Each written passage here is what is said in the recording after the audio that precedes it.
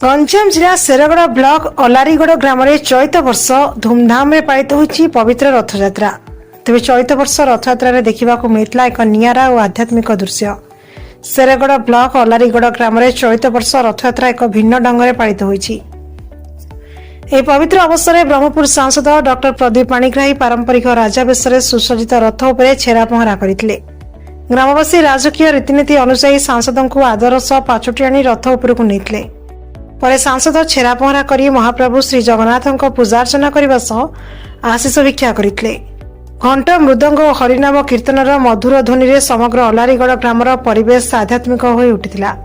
ଏହି ଉତ୍ସବରେ शेरगड़ ब्लॉक युव नेता संतोष कुमार पट्टनायक समेत स्थानीय अंचल शताधिक श्रद्धालु जोगदे महाप्रभु रथ टणारे सामिल होते। सांसद को एभली रूप देखि उपस्थित भक्तों मध्य प्रबल उत्साह प्रकाश पाइला। आम जो अलारीगढ़ रथयात्रा को बड़ रथ जो कराला पूर्व 1862 मसीह आम मंदिर प्रतिष्ठा होता। यापर मंदिर टी बहुत छोट था आगुरी माननीय पूर्वतन मुख्यमंत्री नेतृत्व में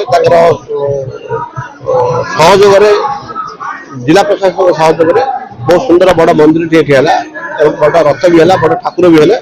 तो से दिन बड़ यात्रा ये हुए और निरा भाव सब मान्यवर जो दायित्व था जिलापाल दायित्व से आसती आम छेरापहरा कर वर्ष जेहेतु जिलापाल अनुपस्थित अच्छा एडीएम महोदय आसंगे वर्ष छेरापहर मुख्य भाग ने ब्रह्मपुर एमपी महोदय डॉक्टर प्रदीप पाणिग्राही महोदय और सांगे रे सहयोगिता रे जिला प्रशासन आशा रखी सुरखुरी भल यात्रा हम लोग बहुत समागम अच्छा। धन्यवाद। गंजाम जिलूर रजनीकांत पात्र रिपोर्ट श्री न्यूज।